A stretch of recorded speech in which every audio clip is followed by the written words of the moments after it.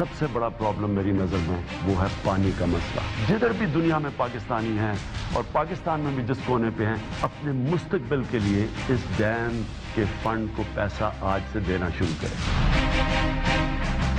अस्सलाम वालेकुम। प्रोग्राम दो राय के साथ मैं हूं असद रहीम खान और मेरा साथ देंगे बाकिर सज्जाद। प्रोग्राम के पहले से मैं बात करेंगे पाकिस्तान के एक अहम मसले की जो इस वक्त कौमी मसला बन चुका है, यानी पानी की कमी का मसला। पिछली कई दहाइयों से इस मामले की नज़ाकत तो हर फोरम पर बयान किया जाता रहा मगर हुकूमती सतह पर इस हवाले से कोई संजीदा इकदाम देखने में नहीं आए। कागजी कार्रवाई तो बहुत हुई, डैमों के हवाले से बहुत से नामों पर इतफाक तो देखने में मिलते रहे मगर अमली तौर पर इस तरफ कोई इकदाम दिखाई नहीं दिए। अब इस मामले को लेकर अदारे और हुकूमत संजीदा नजर आ रही है। चंद माह पहले सुप्रीम कोर्ट डैम फंड कायम किया गया और लोगों से ज़्यादा हिस्सा डालने की अपील की गई। आज वज़ीर आज़म पाकिस्तान ने 1 पॉइंट एजेंडा यानी एक ही नुक्ते पर कौम से खिताब किया और वो एजेंडा भी महज पानी की कमी पर और डैमों की तामीर में पाकिस्तानियों को अपना हिस्सा डालने की अपील पर मुश्तमिल था। अब इस तकरीर में बैरून मुल्क पाकिस्तानियों से भी अपील की गई और आम लोगों को भी इसकी अहमियत का शऊर दिलाने की कोशिश की गई। अब क्या अब के बार इस हवाले से मुस्बत पेशरफ्त नज़र आ सकती है और अदारे तो इस हवाले से संजीदा दिखाई दे रहे हैं मगर एक आम पाकिस्तानी को इस जिम्मेदारी का किस हद तक एहसास करना होगा, इस पर भी बात करेंगे। जनाब बाकिर, मैं जानता हूँ सर कि मसला बहुत ज़्यादा पेचीदा है और जो इमरान खान साहब की तकरीर चलें उस पर तारीफ़ भी हुई और तनकीद भी हुई, लेकिन तनकीद भी यही कि जी ये सब ख्याली पुलाव है। अगर आपने सामने अपने नंबर्स रखने हैं, अगर आपने डेटा सेट्स रखने हैं तो शायद आप इसको अचीव नहीं कर पाएंगे। लेकिन मेरे ख्याल से बाकिर साहब इसमें एक दो चीज़ें हैं काबिल तवज्जो। एक तो ये है सर, अब आई नो कि पाकिस्तान शौकत खानम नहीं है, आप बेशक शौकत खानम का बार बार जिक्र करें, नहीं है, लेकिन लोगों ने माजी में पैसों के हवाले से इमरान खान साहब पर एतमाद किया है। तो मुझे इस बात पे शक नहीं है कि डोनेशंस नहीं आएंगे, डोनेशंस बगैर किसी शक के आएंगे और शायद बैरून मुल्क मुकीम पाकिस्तानी जो हैं उनसे इसी तरह एहतियात मांगना चाहिए, क्योंकि जो इस तस्वीर का जो दूसरा रुख है सर वो यही है कि पाकिस्तान कर्जे में डूबा हुआ है और इतने मकरूज मुल्क को अगर और ज़्यादा कर्जा लेना पड़ेगा तो वही सर आप मुझसे बेहतर इन डेट ट्रैप्स की वो नौइयत को समझते हैं। क्या अगर आप सिर्फ और सिर्फ ऊपर से देखें तो कुछ उम्मीद की किरण नजर आती है आपको? जी, ऊपर से देखें तो ऊपर से नहीं, बड़ा ज़बरदस्त है। ये मुझे सबसे ज़्यादा जो अप्रिशिएट करने की बात है कि जैसे आपने जिक्र किया कि इसकी रियलाइजेशन हो रही है, इस चीज़ को रियलाइज करी हुकूमत और इसको अपना प्रायोरिटी एजेंडा बना ली है, ये चीज़ आपको अप्रिशिएट करनी चाहिए, ठीक है। क्योंकि पाकिस्तान में पानी की जो कमी का मसला है या जिसे हम वाटर सिक्योरिटी कहते हैं, वो आपकी ज़िंदगी, आपकी बका, आपकी इकोनॉमी, आपके इकोसिस्टम सबके लिए इम्पॉर्टेंट है। और जैसे जैसे हम अब आगे बढ़ रहे हैं तो इसकी डिमांड बढ़ती जाएगी, जिसमें आपका ये जो अर्बनाइजेशन हम कहते हैं, जिसमें शहर फैल रहे हैं, आपकी लिविंग स्टाइल चेंज हो रहा है, जिसमें पानी की कंजम्पशन ज़्यादा है, क्लाइमेट चेंज हो रहा है और आपके जो है पॉपुलेशन जो बढ़ रही है, ये चंद अवामिल हैं जिनकी वजह से हम एक्सपेक्ट कर रहे हैं कि पानी की डिमांड बढ़ेगी। अभी खान साहब ने बताया कि अभी हमारी 1000 क्यूबिक फीट पानी की इस वक्त अवेलेबिलिटी है पर इंडिविजुअल, तो अभी वो अगले 6-7 साल में कम होकर 850 चली जाएगी। तो एक क्राइसिस हमारे सामने है। अब उस क्राइसिस को डील किस तरह से करना है वो एक हमारे लिए एक चैलेंज है और उस पर डिफरेंस ऑफ ओपिनियन हो सकता है। खान साहब का ख्याल है कि हम 2 डैम बना लेंगे, बिल्कुल डैम्स बनाने चाहिए, डैम्स उस एक ओवरऑल स्ट्रैटेजी का हिस्सा होने चाहिए, लेकिन डैम्स के ऊपर कॉस्ट बहुत ज़्यादा आती है। तकरीबन जो एक एस्टिमेटेड फिगर है, जो दयामिर भाषा डैम जिसके लिए चीफ जस्टिस साहब ने एक इनिशिएटिव भी लिया, 1.5 ट्रिलियन रुपीज़ का कॉस्ट आएगी। हम जहाँ 2 डैम्स दयामिर भाषा और मोहम्मद डैम की बात कर रहे हैं, तो इतनी बड़ी अमाउंट और ये एक्सपेक्ट करना कि वो सिर्फ चंदे से इकट्ठी हो जाएगी, मेरा ख्याल में थोड़ा सा ये फार फेस्ट है। कुछ जो तज्जियाकार हैं जो निजी चैनल्स पे बैठे हैं वो कह रहे हैं कि जी आप कोशिश तो करें, और उसमें ये भी मैंने सिर्फ बात सुनी थी, बल्कि आपने भी ये बात सुनी होगी कि अगर बैरून मुल्क में जो पाकिस्तानी हैं, जो डायस्पोरा पाकिस्तानी हैं, अगर वो अपने वसाइल पूल करें और बेशक उनमें से एक आदमी भी $1000 दे दे اور اس میں دس از کنٹینجنٹ کے سب $1,000 دیں، لیکن اگر دیں گے تو آپ اس نیٹ تک پہنچ جائیں گے۔ اسد $1,000 کہہ دینا بہت آسان ہے جی، وہاں پر بے شمار پاکستانی ہینڈ ٹو ماؤتھ رہ رہے ہیں، بڑی مشکل حالات میں رہ رہے ہیں۔ آپ نے مطلب یہ ایک تھیوریٹیکلی تو کہہ دیا کہ اتنے لاکھ پاکستانی ہیں، $1,000 بھیج دیں، سب ویل آف نہیں ہے اس طرح سے، کچھ بڑی مشکل سے اپنا گزر بسر وہاں کر رہے ہیں۔ یہ ایک پوری نیشنل انڈرٹیکنگ ہونی چاہیے، یہ نہیں کہ ہم صرف ایک نظر لگا لیں کہ ایکسپیٹریٹس کے اوپر۔ اصل میں باقر صاحب یہ آپ نے بات بہت اچھی کی اور بہت تعمیری کی ہے کہ جی اگر آپ یہ بیرون ملک مقیم پاکستانیوں سے احتیاط مانگیں گے، بہت اچھی بات ہے بطور موٹیویٹنگ فیکٹر۔ اگر آپ صرف لوگوں میں یہ شعور پیدا کرنا چاہ رہے ہیں، ان میں یہ چیز اجاگر کرنا چاہ رہے ہیں، تو وہ بہت اچھی بات ہے اور اس سے آگے بڑھنا چاہیے۔ اور جو کنٹریبیوشن ہوگی، جس طرح ابھی جو سپریم کورٹ کا ڈیم فنڈ ہے، وہ بھی کنٹریبیوشن اس ڈیم کی طرف جائے گی، لیکن اس کو ایک بہت ہی وسیع پالیسی کا ایک چھوٹا سا حصہ ہونا چاہیے، اور اس پہ آپ نے کام کیا ہوا ہے۔ جو پچھلی حکومت تھی انہوں نے پوری واٹر پالیسی بنائی، جس کو ہم نے ابھی کاغذی کارروائی کا وہ قرار دے دیا ہے۔ کاغذی کارروائی تو ضرور ہوگی، لیکن اب اس پر ہی عمل درآمد ہوگا۔ اسی پہ جو آپ کی کمیٹی ہے وہ بیٹھے گی، جس کمیٹی کو آپ نے تشکیل دیا، ابھی تو یہ بھی نہیں پتا کہ جو نئی واٹر پالیسی ہے اس کے لیے ایک نئی آپ کی کمیٹی بنی ہے کہ نہیں۔ اور پھر جناب جو باقی آپ کے تمام ایشوز ہیں، اور وہ ہیں کہ آپ کی پانی کی جو اکثریت ہے وہ تو آپ اریگیشن میں ہی ضائع کر دیتے ہیں، وہ تو آپ کے وہ گراؤنڈ واٹر میں چلا جاتا ہے۔ پھر آپ کو کنالز کی لائننگ دیکھنی چاہیے، جو برسات میں آپ کو پانی ملتا ہے اس کی ہارویسٹنگ آپ کو دیکھنی چاہیے۔ یعنی اتنے زیادہ نکات ہیں، آپ کا جو عام شخص ہے وہ اتنا زیادہ پانی ضائع کرتا ہے، آپ ملک کے اتنے زیادہ واٹر سٹریس ملک بننے کو جا رہے ہیں کیونکہ کنزرویشن پہ کوئی دھیان نہیں دیتا۔ یہ بہت سارے ایسے پوائنٹس ہیں جن کو شاید ہم اس طرح توجہ نہیں دے رہے، کیونکہ ہمیں لگتا ہے کہ جو بہت یہ بڑے بڑے میگا پروجیکٹ ڈیمز ہیں یہ ایک جادو کی چھڑی ہیں، لیکن اس کا مطلب یہ نہیں ہے کہ ڈیم کی اہمیت نہیں ہے، ڈیم کی بے تحاشا اہمیت ہے، لیکن ہمیں ایک اوور آل اسٹریٹجی قوم کے سامنے رکھنی چاہیے، جیسا آپ نے بیان کیا کہ اریگیشن کی ہونا چاہیے، ہمیں ایسی کراپس لانی چاہیے جو واٹر انٹینسو نہ ہو، جو پانی کا زیادہ استعمال نہ کرتی ہو۔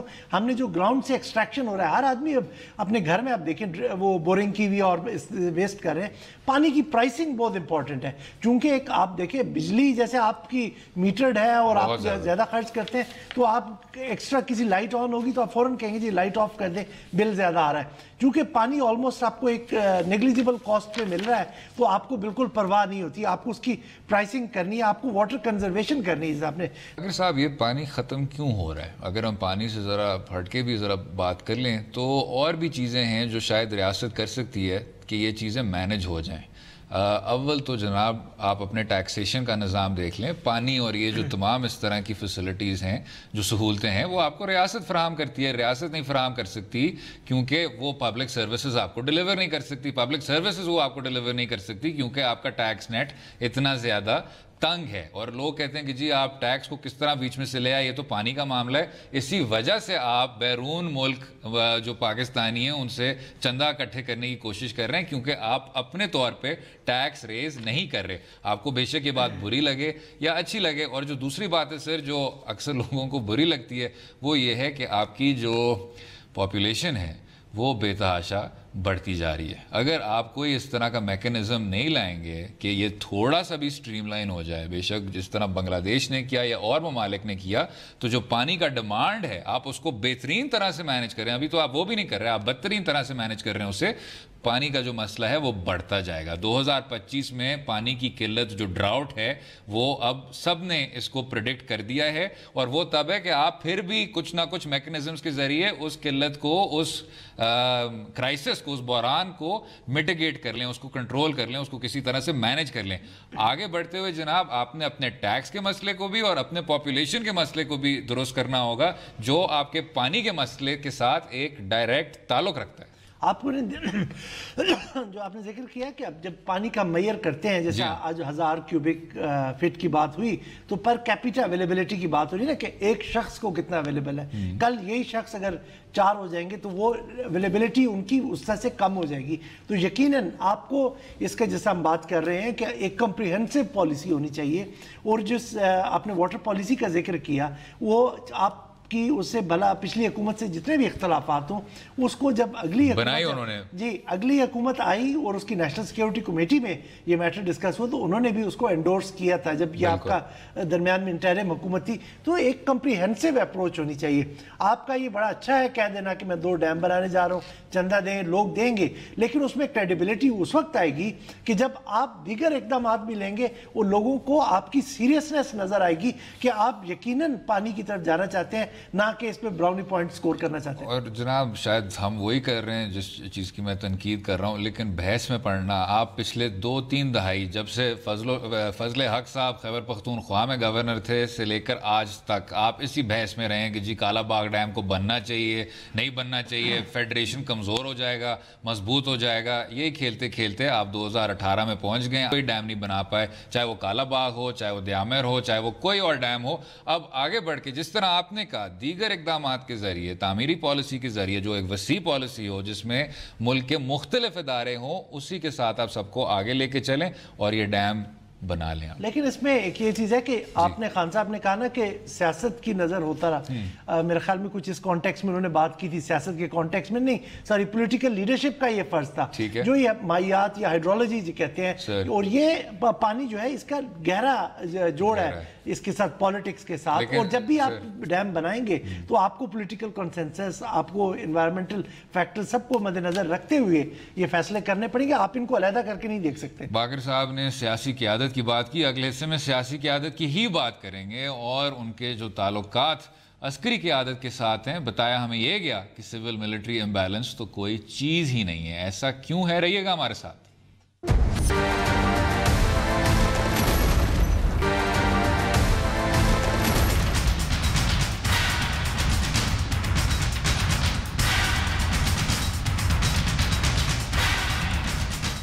वेलकम बैक टू दो राय। इस में बात करेंगे वज़ीर आज़म पाकिस्तान इमरान खान और chief of army staff general Qamar Bajwa की उस अहम तकरीर की जो इन्होंने योम दिफा पाकिस्तान के मौके पर की। जमहूरियत की बालादस्ती और अदारों के दरमियान एतमाद साजी के हवाले से भी बातें हुई हैं। इमरान खान साहब का कहना था कि सिविल मिलिट्री ताल्लुकात में कशीदगी महज बातें हैं, हकीकत से इसका कोई ताल्लुक नहीं। आर्मी चीफ ने भी कहा कि जमहूरियत के लिए जमहूरी रवैये और आइन की बालादस्ती बहुत अहम है। अब सिविल मिलिट्री ताल्लुकात में रख रखाव मुल्क के लिए कितना ज़रूरी है और मौजूदा हुकूमत खारजा पॉलिसी जैसे मामलात में कितनी खुद मुख्तार होगी, ये भी इस हिस्से में मौजूए बहस रहेगा। जनाब बाकर साहब, इससे पहले कि हम किसी भी चीज़ को मौजूए बहस बनाएं तो आपकी इजाज़त के साथ सुन लेते हैं इमरान खान साहब ने कहा क्या सिविल मिलिट्री ताल्लुकात के बारे में। मैं ये आपको कहना चाहता हूँ, ये जो एक मिथ बनाई हुई है सिविल मिलिट्री रिलेशन, ये कोई जी आपस में कोई बड़ी कश्मकश चल रही है, कोई ऐसा इशू नहीं है। हम सब का एक ही कॉमन गोल है, हमने इस मुल्क को उठाना है। इस वक्त अगर एक इदारा जो इंटैक्ट है, जो कि फंक्शन कर रहा है, वो आज हमारी फौज है, किसी किस्म की पॉलिटिकल इंटरफेरेंस नहीं है, प्रोफेशनलिज्म है, मेरिट का सिस्टम है। वैसे बाकर साहब, आपस की बात है कि योम दिफा और शोहदा शायद वो ऐसा मौका भी नहीं है कि आप सिविल मिलिट्री के बीच जो भी ताल्लुकात हैं उसमें ज़्यादा फ़ैसला नुमाया करें या वाज़े करें। अगर आपने करना है तो एक दिन बाद करें या 2 हफ्ते बाद करें। वो शायद उस तरह का इवेंट नहीं है जिस पे आप सारा वो खोल दें कि जी सिविल मिलिट्री में ये आपके इश्यूज़ हैं। लेकिन एक चीज़ सर जो थोड़ी सी दिलचस्प है वो ये है कि इमरान खान साहब शायद इस हद तक दुरुस्त बात कर रहे हैं, और मैं इस हद तक इसलिए कह रहा हूँ क्योंकि जिस मुल्क में 3 बार अफवाज पाकिस्तान ने टेक ओवर किया हो तो ये कहना कि सिविल मिलिट्री इम्बैलेंस एक मिथ है, थोड़ा सा शायद मुश्किल हो कहना। 1972 में सर जब भुट्टो साहब थे, 1990 में जब मियाँ साहब पहली बार मुंतखब हुए, और अब 2018 में जब इमरान खान साहब अब हमें कामयाब नज़र आते हैं। हारिस खलीक साहब की भी ये बात थी कि पहली बार आपको तमाम अदारे एक सफ़े पे नज़र आ रहे हैं, चाहे वो अदालत हो, चाहे वो अस्करी क़यादत हो, चाहे वो आपकी मुंतखब हुकूमत हो। तो ये मौका सर एक बार आता है, हर जनरेशन में आता है, और उसको खोना बहुत ही मुश्किल होगा मेरे हिसाब से सर। उसको खोना बहुत ही अफसोसनाक होगा, is what I'm saying। नहीं, इसमें आपने जो बिल्कुल एक अच्छा एनालिसिस किया कि ये उनका कहना शायद दुरुस्त नहीं है कि ये एक मिथ है, ये एक लोगों का ख्याल है कि सिविल मिलिट्री की इम्बैलेंस है या कोई लड़ाई है। यकीनन इस वक्त नहीं होगी। इस वक्त अच्छे ऑप्टिक्स, जैसे आपने उनको देखा कि GHQ ब्रीफिंग के लिए जब वो तशरीफ ले गए तो आपको काफ़ी अच्छे ऑप्टिक्स नजर आए। तो जो ये कह सकते हैं कि हमारे दौर में ये लड़ाई नहीं होगी, लेकिन ये कि उस पूरे पीछे कभी हुई नहीं, वो ज़रा फार फेस्ट है उसको कहना कि वो कभी नहीं हुई। लेकिन यहाँ पर हमें एक सोच की तब्दीली नजर आनी चाहिए कि दोनों को साथ, जो ना सिविल लीडरशिप और मिलिट्री लीडरशिप दोनों को साथ साथ चलना चाहिए, और उस चीज़ की अक्कासी हमें नजर आ रही है। जहाँ इमरान खान मौजूद थे वहाँ पर बिलावल और शहबाज भी उसी मीटिंग में मौजूद थे। तो ये एक नेशनल डिफेंस जो है आपका एक कॉमन पॉइंट है, उसके ऊपर किसी को कोई इख्तलाफ नहीं है, तो उन्होंने वहाँ जाके उसके इज़हार यकजहती किया। और इसी पे बाकिर साहब, इसी इज़हार यकजहती पर इमरान खान साहब का बयान सुना, तो हम जरा मिलिट्री साइड की भी बात सुन लेते हैं कि क्या कहा गया। मुल्क की यकजहती, इस्तेहकाम और तरक्की के लिए जमहूरियत का तसलसल बहुत ज़रूरी है, लेकिन जमहूरियत जमहूरी रवैयों, आइन और कानून की बालादस्ती और इदारों की मजबूती के बगैर पनप नहीं सकती। सर, आर्मी चीफ साहब भी यकजहती की बात कर रहे हैं, आप भी यकजहती की बात कर रहे हैं, तो इधर ही दो राय कंक्लूड करते हैं और कहते हैं सब मुत्तफिक हैं, पिक करके और वहीं पे शॉट चलाया। लेकिन यहाँ पर जो है कि जहाँ पे उन्होंने बड़ी अच्छी, मतलब मैं उस वक्त कल ये ट्वीट भी किया कि as compare to Imran Khan साहब, ये इन्होंने बड़ी लॉजिकल बात की कि आपको अगर जमहूरियत का तसलसल लाना है वो बड़ा ज़रूरी है मुल्क की इस्तेहकाम के लिए, तरक्की के लिए, तो उसके लिए आपको अपने रवैयों में तब्दीली लानी है, जो आइन की बालादस्ती कायम करनी है, रूल ऑफ लॉ कायम करना है। यहाँ पे सिविलियन लीडर्स को एक अपने जो माइंडसेट में चेंज लाना है कि मिलिट्री को आप अपना एक मुखालिफ न देखें, जैसा कि हमने पिछले दौर में देखा कि एक माइंडसेट बना लिया गया था कि जनाब फौज तो हमारे खिलाफ है, आप उनको एक अपना एक आर्म के तौर पे देखें। दूसरी बात यह है कि बाकिर साहब, एक छोटा सा सवाल सर, कि जिस तरह जमहूरी रवैये भी तब्दील होते जाएं, साथ में अस्करी जो रवैये हैं उनको भी तब्दील होना चाहिए। मैं आ रहा था उसके ऊपर जनाब, अस्करी। और एक ये है कि मिलिट्री को आप जो सियासतदान जिस दिन भी मतलब अपने ओपोनेंट्स को नीचे करने, मुखालफिन को नीचे कर दिखाने के लिए इस्तेमाल करना छोड़ देंगे, तो ये सिविल मिलिट्री बैलेंस जो है काफ़ी हद तक बेहतर हो जाएगा। और सिविलियन लीडरशिप को चाहिए कि बजाय वो मिलिट्री पे रिलाई करे, वो जाके अपने कॉन्स्टिट्यूएंट्स, अपने जो लोग उनको मुंतखब करते हैं उनके साथ कनेक्ट करे। दूसरी तरफ जो मिलिट्री का है कि वो जो ऑर्डर ऑफ गवर्नेंस है आपके आइन में दिया गया है उसको करे। अब आइन के मुताबिक मिलिट्री को रिस्पॉन्ड करना होता है या अकाउंटेबल होना होता है सिविलियन लीडरशिप को, वो हम पीछे कुछ अरसे से नहीं देख रहे। अगर खान साहब कहते हैं और हम फिर मान लेते हैं कि वो यहाँ कोई रिफ्ट उस तरह की सिविलियन नहीं है, तो दोनों साइड से रवैयों की तब्दीली चाहिए, ये एक साइड से नहीं है। लेकिन मैं चीफ साहब की उस बात से एग्री करता हूँ कि आपके रवैयों में तब्दीली लानी होगी, आपको आइन की बालादस्ती करनी होगी और आपको रूल ऑफ लॉ करना होगा, उसके बगैर चीज़ें आगे बढ़ नहीं सकती। ये जो खान साहब ने बात की ना कि इंस्टीट्यूशंस इस वक्त फंक्शनल नहीं है, तो यकीनन ये हकीकत है यहाँ पर, लेकिन उसमें भी हमारी सिविलियन क़यादत का बहुत ज़्यादा है, क्योंकि उन्होंने खुद उसमें एडमिट किया कि पॉलिटिकल इंटरफेरेंस की वजह से वो तबाह हुए, मिलिट्री में पॉलिटिकल इंटरफेरेंस नहीं, तो वो इंटैक्ट थे। तो इन सब चीज़ों को बढ़ने के लिए दोनों साइड पे मेरा ख्याल में उनको एक पेशरफ्त करने की ज़रूरत है। बिल्कुल ठीक, इसी पे ही वक्फा लेंगे, गुफ्तगू जारी रहेगी इसी मौजू पर। स्टे विद अस।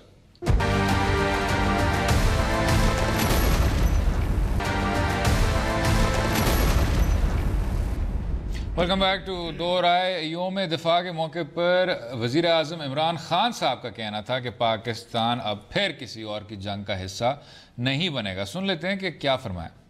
कभी पाकिस्तान किसी और की जंग में कभी शिरकत नहीं करेगा, और हमारी फॉरेन पॉलिसी भी इंशाल्लाह वो होगी जो हमारे पाकिस्तानियों की बेहतरी में होगी। बाकिर साहब, ये थोड़ा सा ये मुझे बात समझ नहीं आई, आप ही समझाएं सर। ये जंग हमारी जंग नहीं है। मैं ये बात मुझे इसलिए समझ नहीं आई कि अगर खान साहब 2004 में कर रहे होते, जब मुशर्रफ साहब वाना वज़ीरिस्तान में भेज रहे थे अपने सारे कंटिजेंट्स, तो फिर भी मुझे बात समझ आ जाती। लेकिन अब हम 2018 में, 2004 में तो है नहीं। और उस इंटरम पीरियड में स्वात भी हुआ, पेशावर भी हुआ। 16 दिसंबर 2014 का जो इंतहाई दर्दनाक वाक़या था, इस मुल्क को ही बदल के रख दिया था उसने। राह रास्त, राह निजात, ضرب عذب, رد الفساد. تو جناب آپ مجھے بتا دیں کہ کتنی عسکری کارروائیوں کے بعد اور کتنے شہداء کے بعد اور یہ کتنے اس طرح کے سلسلوں کے بعد عمران خان صاحب فرمائیں گے کہ جی واقعی میں یہ ہماری جنگ ہے. 2004 میں اب ہم نہیں ہیں, ہم 2018 میں آ گئے ہیں. ایک اتنی دنیا کی سب سے بڑی آپ نے ان لینڈ انسرجنسی کو شکست دیا, اس سے اب ہم آگے بڑھ سکتے ہیں کہ نہیں؟ اب یہ ان سے میرے خیال میں ان کے اسپوکس پرسن یا وہ خود وضاحت کر سکتے ہیں کہ ان سے مراد کیا, مطلب کہ آئندہ جو جنگیں ہوں, مطلب ان کے خلاف آپریشنز ہوں گے, وہ ہم کسی کے لیے کہنے پہ نہیں کریں گے. تھوڑی سی اس کو ان کو میرے خیال میں وضاحت کرنی چاہیے تھی کہ سب جتنا ہوا آپ ایکچولی کہہ رہے, مطلب پیچھے شاید, اب میں غلط اگر میں نہیں سمجھ رہا, تو جو پیچھے آپریشنز ہیں ان کے اوپر بھی آپ ابھی کہہ رہے ہیں کہ شاید وہ کسی کے ایجنڈا پہ تھے کہ آئندہ اب نہیں ہوں گے. تو میں تھوڑا سا اس کا تھوڑا سا کنفیوژن کا شکار ہوں, کیونکہ خان صاحب نے اپنی تقریر میں ایک اور چیز بھی کہی تھی کہ شروع میں بھی اس وار اینڈ ٹیرر کے خلاف تھا. ہمیں یہ بالکل ہمیں بھولنا نہیں چاہیے کہ یہ ہماری اپنی بقا کی لڑائی تھی, چاہے وہ 2006 میں ہم لڑ رہے تھے, چاہے ہم 2018 میں یا اس سے پہلے لڑ رہے تھے, یا آئندہ بھی ہمیں آپریشنز کرنے پڑیں.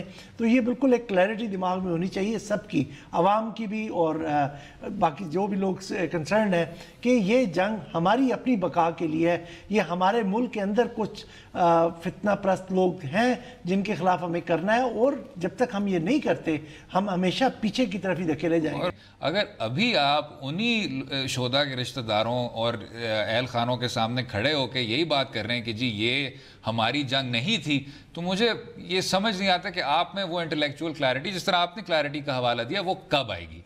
اب یہ خان صاحب بھی بہتر بتا سکتے ہیں. اور دیکھیں اس کے جہاں تک وہ سویلین لیڈرشپ اور ان کو جو لا انفورسمنٹ ایجنسیز کو اون کرنے کی بات ہے, وہ میں اب تھوڑا سا اس کو ایمفسائز کرنے کے لیے دوبارہ سے ریپیٹ کر رہا ہوں کہ آرمی چیف کی بھی اپنی سپیچ میں تھا کہ ہماری قیادت کو نشانہ بنایا گیا.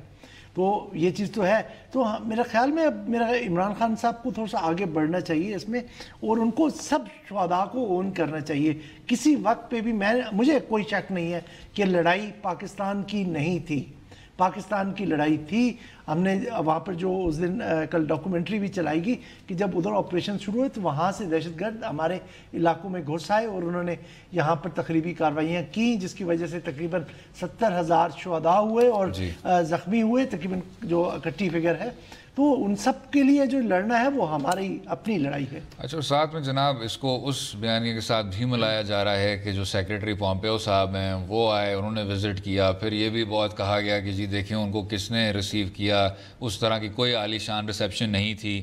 پھر باڈی لینگویج, سر باڈی لینگویج کے اب ایکسپرٹس آپ کو ٹی وی پہ نظر آئیں گے جو آپ کو بتائیں گے کہ جی پومپیو صاحب بھی بھکلاہٹ کے شکار ہو گئے جب ان کو اتنی کانفیڈنٹ قیادت دیکھنے کو ملی, چاہے وہ سویلینز ہوں چاہے وہ عسکری قیادت ہوں. اور پھر اس کے آگے بڑھتے ہوئے شاہ محمود قریشی صاحب نے بھی شاید فرمایا کہ جی وہ ڈو مور کی بات نہیں کی گئی. لیکن ہم شاید میکرو تصویر کو بھول رہے ہیں جناب, اس بات کو بھول رہے ہیں کہ وہ آئے ادھر کچھ گھنٹوں کے لیے, جس طرح بل کلنٹن صاحب بھی آئے تھے 2000 میں کچھ گھنٹوں کے لیے. اس کے بعد ان کا جو اصل ایجنڈا کا نقطہ ہے وہ ہندوستان ہے.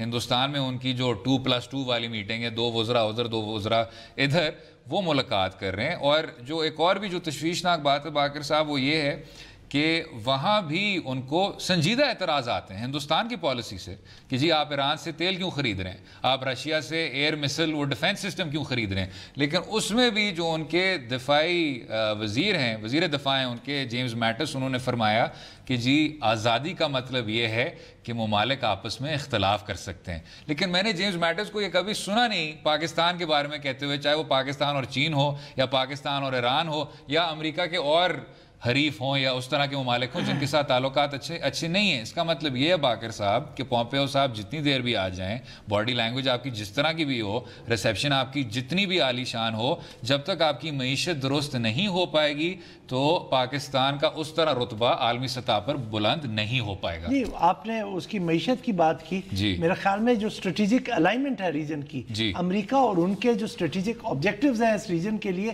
وہ الائنڈ ہیں. وہ چائنا کو کنٹین کرنے चाहते हैं, उसके लिए इंडिया उनके साथ पार्टनर कर रहा है।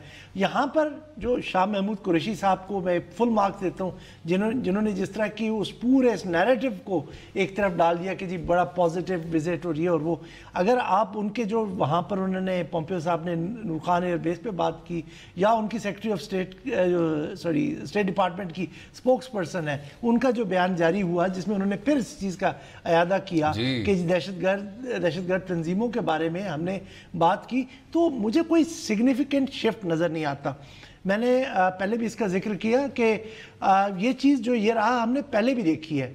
अगर आप ये देखें पिछले साल ही चले जाएं जब ये पॉलिसी बनी थी, और जिसके बाद ये सारा मतलब रिलेशनशिप तो काफ़ी अरसे से ख़राब है, लेकिन ये पूरा तूफ़ान जब अफ़गानिस्तान वाली नई पॉलिसी आने के बाद शुरू हुआ था, तो चंद हफ्तों बाद ही उस वक्त के वज़ीर आज़म शाहिद खाकान अब्बासी और वहाँ के नायब सदर माइक पेंस मिले थे, और उनके दरमियान भी यही तय हुआ था, जिस तरह अब तय हुआ कि शाह महमूद कुरैशी जाएंगे, तो वो न्यूयॉर्क में मीटिंग हुई थी और तय हुआ था कि ख्वाजा आसिफ साहब वाशिंगटन जाएंगे, उनके वज़ीर ख़ारजा इधर आएंगे, उनके वज़ीर दिफा आएंगे, और नतीजा क्या निकला था? वो ट्रंप की ट्वीट कि आप धोखाबाज हैं। तो जब तक आपकी स्ट्रेटेजिक अलाइनमेंट नहीं बेहतर होगी, आप भले से जिस तरह से खूबसूरत तस्वीर पेश करें, शाह महमूद कुरैशी साहब कहते हैं कि मैं कोई रोज़ी पिक्चर नहीं बना रहा हूँ, लेकिन ये एक रोज़ी पिक्चर यकीनन है। और सेकेंडली आपको इसमें ट्रांसपेरेंसी लानी चाहिए। अब जैसा कुरैशी साहब ने एक रोज़ी पिक्चर अगर जो डिनाई करते हैं पेश की है, तो जब ये वाला अल्टीमेटली ये साइकिल अपने नीचे वाला लोअर साइड पे जाएगा, तो हर तरफ डिसअपॉइंटमेंट होगी कि जनाब ये क्या हो गया। जब माइक पॉम्पे आया था तो बड़ा अच्छा विजिट हुआ था। लेकिन बाकिर साहब, आपने कहा कि जी ये एक स्ट्रेटेजिक अलाइनमेंट का भी मसला है, लेकिन जिस तरह आपने कहा कि जब तक ये मिलिट्री टू मिलिट्री ताल्लुक रहेगा तो इसी तरह आप चलते रहेंगे। दूसरी तरफ जनाब मईशत का भी बहुत बड़ा किरदार नहीं है कि आपने एक तरफ ये देख लिया है। अब आप हिंदुस्तान का भी एग्जाम्पल ले लें, वो क्यों कह रहे हैं कि जी हमें इतना फ़र्क नहीं पड़ता कि जी आप ईरान के साथ भी तजारत करें, आप रशिया के साथ भी एयर मिसल ये जो दफाई निज़ाम है वो भी ख़रीदें। वो इसलिए नहीं पड़ता क्योंकि आपके जो तजारती ताल्लुकात हैं वो दिन ब दिन गहरे होते जा रहे हैं। पाकिस्तान के साथ वो जो ताल्लुक है वो कमज़ोर होता जा रहा है, बल्कि ये भी तसव्वुर किया जा रहा है कि पाकिस्तान तो अब रीअलाइन कहीं और कर रहा है, अब चीन की तरफ कर रहा है, और फिर चीन से आगे बढ़ के फिर रूस की तरफ कर रहा है। तो आपका जब वो मईशत आपकी दुरुस्त नहीं हो पाएगी, जब आपकी परचेसिंग पैरिटी ज़्यादा बढ़ेगी नहीं, जब आप किसी तरह से अपने कदमों पे नहीं खड़े हो पाएंगे, तो क्या आपको उसी तरह सैंक्शंस की तलवार नहीं आपके ऊपर लटकती रहेगी? सैंक्शंस की तलवार इंडिया पे तो किसी ने सैंक्शंस की बात नहीं की। आज तो चीन पे भी सैंक्शंस लगाए, रशिया पे भी लगाए। इकोनॉमी बड़ा इंपॉर्टेंट रोल है कि आप अपनी सोसाइटी में देख ले कि एक अमीर आदमी हो, उसका एक डिफरेंट तरीके से उसको नज़र से देखा जाता है। तो अक़वाम आलम में की जो सियासत है उसमें भी अगर आप वेल ऑफ हैं तो आपको एक डिग्निटी और आपको वक़ार से देखा जाएगा बनस्बत उस कौम के जो हर वक्त कशकोल लिए IMF के दरवाजे पे खड़ी हो। लेकिन दूसरी तरफ हमें ये देखना है कि ये इकोनॉमी के अलावा भी हमें इनके साथ जो है कि ज़रा ब्रॉडर टाइप चाहिए। जैसा मैंने आपको कहा ना कि सिर्फ मिलिट्री टू मिलिट्री फोकस ना करें, इकोनॉमी को भी लाएं, उनकी पॉजिटिव स्टेक्स यहाँ पाकिस्तान में क्रिएट करें। अमेरिका की सिर्फ फौज का नहीं तलक है, यहाँ उनके बिजनेसेस आए, वो इन्वेस्ट करें। जब उनके यहाँ इन्वेस्टमेंट होगी, उनके साथ ट्रेड होगी, उनकी मजबूरी होगी कि आपके साथ तल्लुकात दुरुस्त करें। लेकिन जाते जाते सर शायद ये ज़रूर कह लेना चाहिए, जो उनकी जॉइंट स्टेटमेंट थी अमेरिका की और हिंदुस्तान की, बुनियादी हकूक़ की बात की, दहशतगर्दी की बात की, एक उसमें भी एक डू मोर का आपको एक नज़र आ रहा था, एक रंग नज़र आ रहा था। जब आप अमेरिका की हरकतें देखते हैं यमन में, या जब आप हिंदुस्तान के जुराइम देखते हैं कश्मीर में, तो उस तरह की बातें काफ़ी अजीब व गरीब लगती हैं। इसका ये नहीं मतलब रियासत पाकिस्तान को अपने अमाल नहीं दुरुस्त करने चाहिए, लेकिन वो जॉइंट स्टेटमेंट सर बहुत अजीब लग रही थी। एक तरफ BJP के नुमाइंदे और दूसरी तरफ ट्रंप इंतज़ामिया के। अगले हिस्से में बात करेंगे आसिफ अली जरदारी साहब के एक तो बढ़ते हुए कानूनी मुश्किलात की, और साथ में जो एक एहतसाब का सिलसिला उभर के सामने आया। रहेगा हमारे साथ।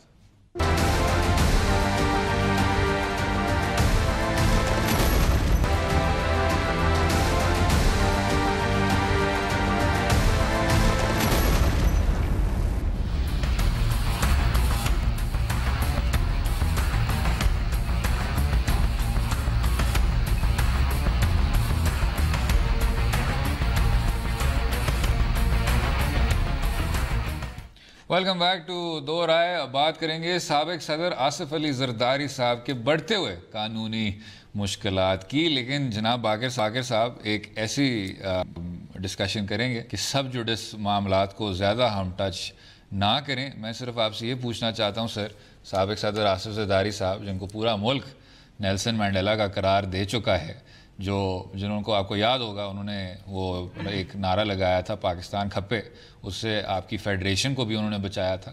18ویں ترمیم کے ذریعے جو انہوں نے اختیارات ڈیوالو کیے تھے, پہلے صدر ہیں وہ پاکستان کی تاریخ میں جنہوں نے خود سے اپنی قوتوں کو سرنڈر کیا ہو.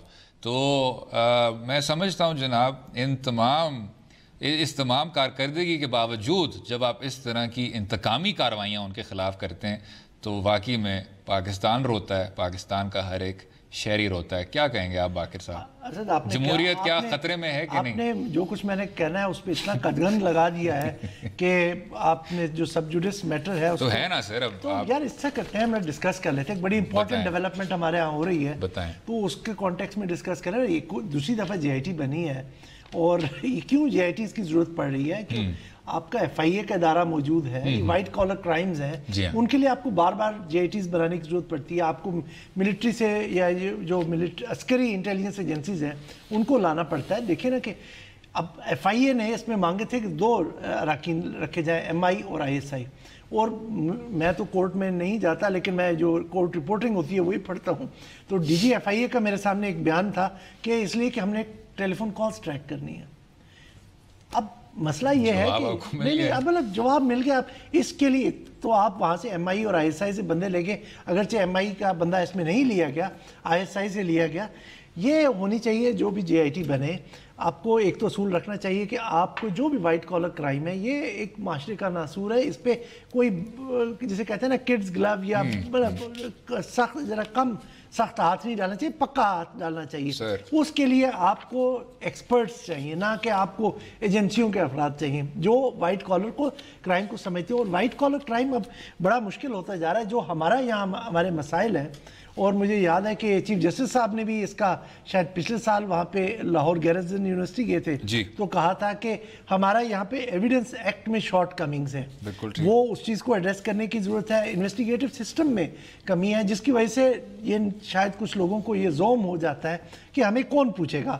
اور یہ بھی ہے کہ ان تمام چیزوں کے بعد جو ہے کہ گورنمنٹ نے انویسٹ نہیں کیا کہ اس کی انفورسمنٹ میں, کہ جناب یہ جو آپ کے اینٹی منی لانڈرنگ لاز ہیں یا دیگر وائٹ کالر کرائمز کے اوپر لاز ہیں جن میں اب آ جاتے ہیں ٹیکس ایویژن بھی ہے, انسائڈر ٹریڈنگ بھی ہے, منی لانڈرنگ بھی ہے. تو یہ سارے کا سارا ایک ایمبٹ, جیسے ہم نے پانی کی بات کی نا, تو یہ کافی زیادہ بڑی چیز ہے. اب جہاں پہ زرداری صاحب کا ذکر آ جائے تو اب یہ جب کمپنیاں پکڑی گئی ہیں تو زرداری صاحب کو جو ایف آئی اے کی ٹیم انویسٹیگیٹ کری تھی اس پہ بھی اعتبار نہیں تھا. تو یہاں پر اگر ملٹری انٹیلیجنس کے لوگ ہوئے یا آئی ایس لوگ ہوئے تو بعد میں سوال کھڑے ہوں گے کہ ان کو ڈالا گیا اس وجہ سے یہ ہوا. اچھا لیکن آئی بی کے لوگ کبھی نہیں ہوتے. اب یہ اسد آپ آپ کہہ رہے تھے سر, میں کہہ رہا تھا کہ چاہے انٹیلیجنس ایجنسیز کی کوئی بھی ہو, ان کی ایکسپرٹیز اور طرح کی مطلب ہو جاتی ہے, کرائمز میں ہوتی ہے, کاؤنٹر ٹیررزم میں ہوتی ہے, اسپائنگ میں ہوتی ہے, ان کی ایکسپرٹیز فائنینشیل میٹرز میں نہیں ہوتی. یہاں پر آپ کو وہ لوگ لانے چاہیے جو فائنینشیل میٹرز کو سمجھ سکے, جو آپ کی بیلنس شیٹس کو انالائز کر سکے, جو بینک کی ٹرانزیکشنز کو انالائز کر سکے. میرا خیال میں مطلب ایز اے جرنلسٹ اگر مجھے کسی جے آئی ٹی کا ایسا بنا دیا تو میں تو نہیں پڑھ سکے بتا سکوں گا کہ پیسہ کدھر سے کدھر. سر اسی نقطے پر اجازت لیتے ہیں. امید ہے آپ کو آج کا پروگرام پسند آیا ہوگا. مجھے اور باقر سجاد کو اپنی رائے سے بھی آگاہ کیجیے سوشل میڈیا کے ذریعے, اور کل تک اجازت دیں. خدا حافظ.